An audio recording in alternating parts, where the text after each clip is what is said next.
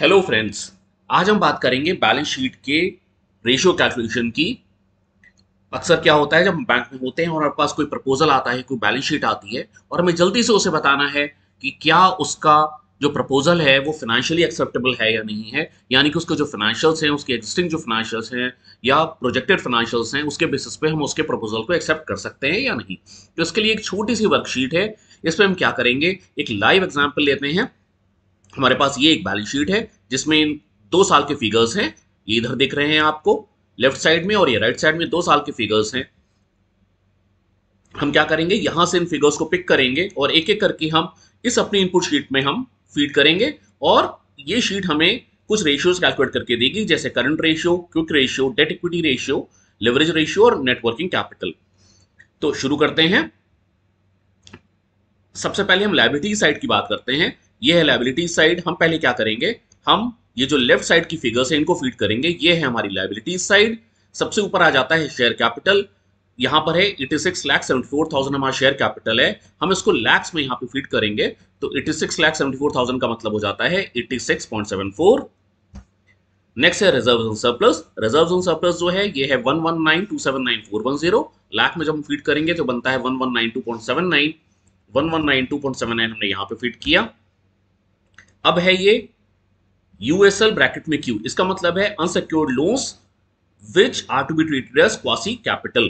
Quasi capital क्या होता है, इसके बारे में हम पहले भी वीडियोस में अपने डिस्कशन कर चुके हैं, आप वो वीडियोस आकर देख सकते हैं। तो अनसिक्योर्ड लोन्स क्वासी कैपिटल में कितना है, एज ऑफ नाउ यहां पर अनसिक्योर्ड लोन का अलग कोई ब्रेकअप नहीं है, तो अभी हम इस फिगर को जीरो करके छोड़ देते हैं। अगला है हमारा जो कंपोनेंट है वो है unsecured loans non quasi capital. ये भी हमें यहां बैलेंस शीट में दिखाई नहीं दे रहा है, तो अभी हम इसको भी जीरो करते हैं। इसके बाद आ जाता है यहां पर जो कंपोनेंट है वो है टर्म लोन, ब्रैकेट में लिखा है ग्रेटर देन 12 मंथ्स। इसका मतलब है टर्म लोन का वो पार्ट जो कि 12 मंथ्स के बाद पेबल है, यानी कि प्रिंसिपल का वो पार्ट जो 12 मंथ्स के बाद पेबल होगा। 12 मंथ्स के विद इन जो पेबल होगा वो हम फीड करेंगे यहां पर, जो कि लिखा है टीएल, ब्रैकेट में लिखा हुआ है लेस देन और इक्वल टू 12 मंथ्स। तो जो प्रिंसिपल का पार्ट 12 मंथ्स में पेबल है, अगले 12 मंथ्स में पेबल है, उसको हम यहां फीड करेंगे। 12 मंथ्स के बियॉन्ड जो पेबल है वो उसको हम यहां फीड करेंगे। एज ऑफ नाउ हमारे पास जो फिगर है लॉन्ग टर्म बोरोइंग की वो है 23716,916। अभी हम इस पूरी की पूरी फिगर को हम term loan more than 12 months treat करते हैं, मान लीजिए, तो ये हो जाएगा 237.17 लैक्स में, तो उसे हम यहां फीड कर देते हैं। अब है टर्म लोन लेस देन और equal to 12 months. As of now हम इसको जीरो लेकर चलते हैं। फिर है सीसीआईडी, यानी कि जो शॉर्ट टर्म बोरोइंग होती है बैंक से, वो होती है सीसीआईडी के शेप में जनरली, तो वो आ रही है मेरी यहां पर शॉर्ट टर्म बोरोइंग। ये है इसकी फिगर 453.95 कह सकते हैं हम इसको। अब है क्रेडिटर्स या ट्रेड क्रेडिटर्स, या हम जिसको पेबल्स, ट्रेड पेबल्स भी कहते हैं, वो ये फिगर आ रही है यहाँ पे ट्रेड पेबल्स की। इसको हम लाख में लिखेंगे तो ये हो जाएगा 724.48। तो ये फिगर यहां पर आ जाएगी 724.48। इसके बाद है एडवांस फ्रॉम कस्टमर्स। तो एडवांस फ्रॉम कस्टमर्स की हमें यहाँ पे कोई भी फिगर दिखाई नहीं दे रही है, तो इसे हम छोड़ देते हैं, इसको हम जीरो करके आगे बढ़ सकते हैं। अगला है अदर अदर करंट लाइबिलिटीज या ओसीएल जिसको हम कहते हैं। तो हमारे पास दो और करंट लाइबिलिटीज के अंदर कंपोनेंट्स बचे हैं, ये है अदर करंट लाइबिलिटीज और शॉर्ट टर्म प्रोविजंस। तो हम इन दोनों को ऐड करके यहां पर फीड करेंगे। तो फिगर है हमारी 113.0807 और है 125.69। तो ये हम ले लेते हैं इक्वल टू 113.07 प्लस 125.69। तो ये हमारी फिगर टोटल बन जाती है 238.76।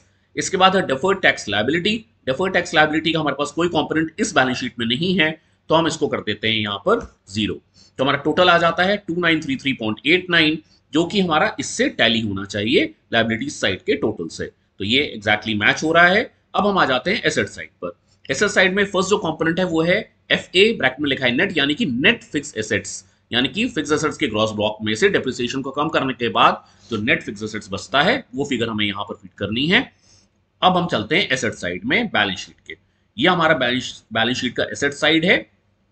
सबसे ऊपर हमारे पास है प्रॉपर्टी प्लांट एंड इक्विपमेंट, यानी कि टेंजिबल एसेट्स, और ये फिगर हमें आ रही है यहां पर 180.38 लाख। तो ये फिगर हम यहां फीड करेंगे 180.38। नेक्स्ट है investments in and loans to group और अलाइड कंसर्न्स। तो अगर इस तरह का कोई भी इन्वेस्टमेंट है जो कंपनी ने अपने ग्रुप कंसर्न्स में या लाइट कंसर्न्स में किया हुआ है, या अपने ग्रुप या लाइट कंसर्न्स को कोई लोन दिए हुए हैं, तो वो फिगर हमें यहाँ फिट करनी है। अभी हमें ऐसा कोई यहाँ पर अलग से कॉम्पोनेंट नहीं दिखाई दे रहा, हमें जो दिख रहा है वो है लॉन्ग टर्म इन्वेस्टमेंट यहाँ पर, लेकिन इससे ये नहीं क्लियर हो रहा कि ये ग्रुप कंसर्न्स में है कि नहीं, तो अभी हम इसको 0 लेकर चलते हैं। नेक्स्ट है एफडी, जो कि बीजी या एलसी में एज मार्जिन रखी हुई है, तो उसको भी नॉन करंट ट्रीट किया जाता है, तो वो भी फिगर अभी हमें यहाँ पर दिखाई नहीं दे रही है कहीं पर भी।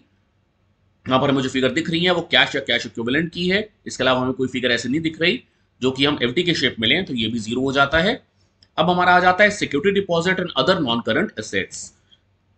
तो इसमें हम क्या करेंगे, हमें यहाँ दिख रहा है long term loans and advances 9.14 lakh, तो इसको हम नॉन करंट एसेट में लेकर जाएंगे। इसके अलावा जो लॉन्ग टर्म इन्वेस्टमेंट है ये वाला, इसको भी हम नॉन करंट एसेट में लेकर जाएंगे, तो इन दोनों का टोटल जो है वो हम यहां पर फीड करेंगे, तो टोटल हो जाता है 9.14 प्लस 1030.16, तो इसको हम यहां फीड कर सकते हैं 9.14 प्लस 1030.16। मेरे जो फ्रेंड्स अगर इसको नहीं जानते हैं कि एक्सेल में कैसे डायरेक्टली हम ऐड कर सकते हैं, तो उसके लिए हमें क्या करना होता है, इसको हम वापस डिलीट करते हैं। हमें क्या करना है, इस सेल में जाना है, इक्वल टू प्रेस करना है, उसके बाद जो जो फिगर्स हमें ऐड करनी है डायरेक्टली यहाँ पे टाइप कर सकते हैं। जैसे ये जो फिगर है हमारी 9.14 है, यहाँ पे हमने टाइप किया 9.14 और प्लस प्रेस किया। उसके बाद जो अगली फिगर हमें ऐड करनी है वो है 1030.16, वो हमने यहाँ पे डाली और एंटर कर दिया, तो ये ऑटोमेटिकली एक्सेल इसको ऐड कर देगा। चलिए नेक्स्ट फिगर है हमारी डेटर्स ग्रेटर देन 6 मंथ्स,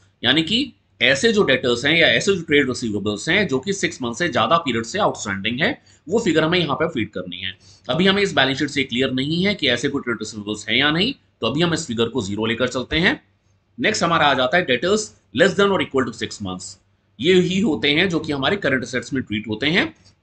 तो अभी हम क्या करेंगे, जो भी ट्रेड रिसीवेबल्स की फिगर है 143.36 की, हम इस पूरे को ही हम इसी में फीड कर रहे हैं, तो ये है 143.36 प्रोबेबली, हाँ जी 143.36।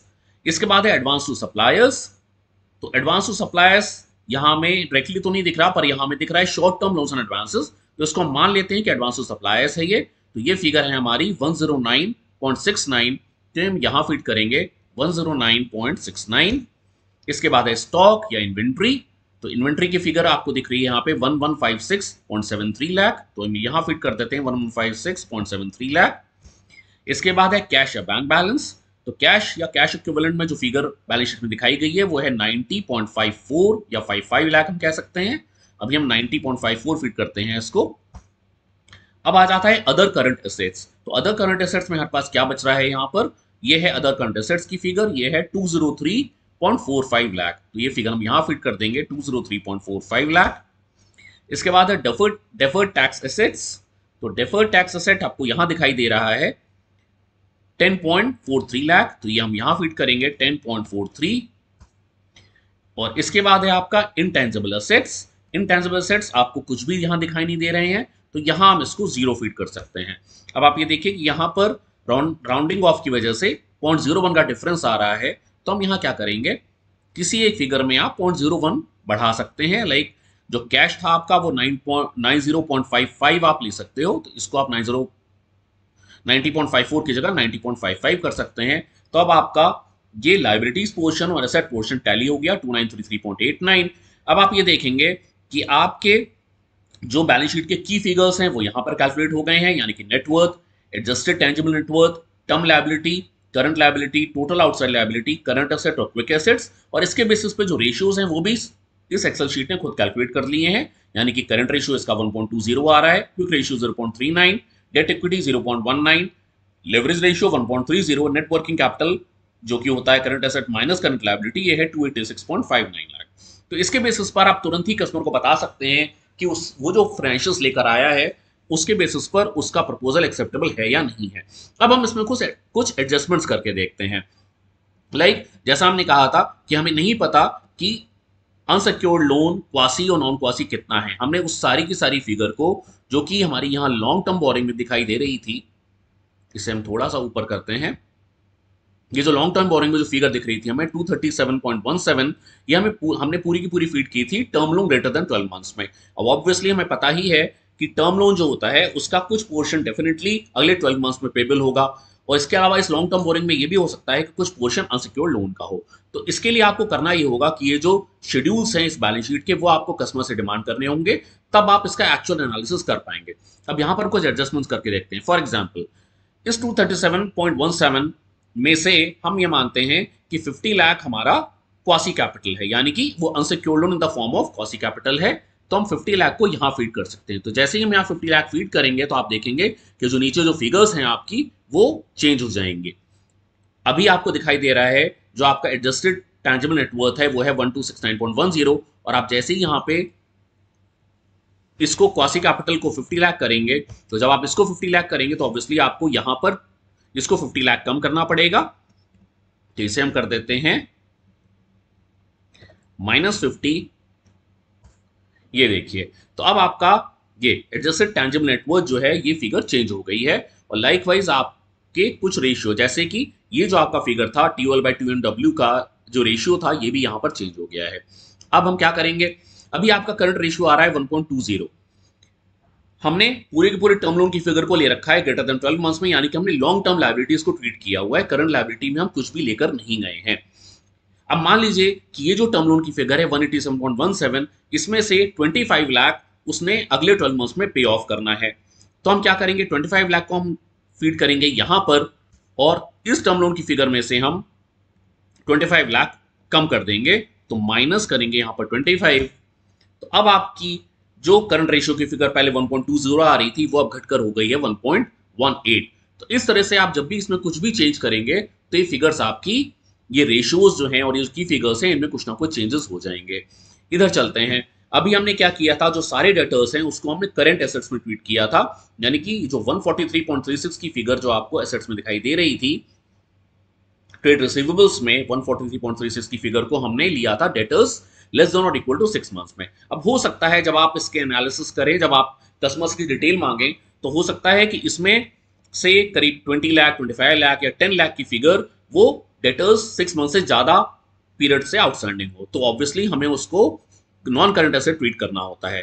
तो हम क्या करेंगे, मान लीजिए कि 25 लाख आपका डेटर्स मोर देन 6 मंथ्स के लिए आउटस्टैंडिंग है, तो उससे क्या होगा, हम 25 लाख यहां फीड करेंगे, और ये जो डेटर्स हमारे थे 143.36 इसको हम 25 लाख से कम कर देंगे, तो ये हो जाएगा 143.36 माइनस 25। अब देखिए, ऐसा करते ही आपका जो करंट रेशियो 1.18 था वो और घटकर 1.16 हो गया है। अब हम आ जाते हैं कैश एंड बैंक बैलेंस पे। कैश एंड बैंक बैलेंस जो है यहां पर 90.54 हमने एज इट इज यहां पर 90.55 यहां फीड कर दिया था। हो सकता है जब आप इसकी स्क्रूटनी करें, जब आप इसकी डिटेल्स लें, तो उसमें से 15 लाख का अमाउंट ऐसा हो जो कि कस्टमर ने बैंक में एफडी या एफडी के शेप में रखा हुआ हो बीजी और एलसी के मार्जिन के लिए।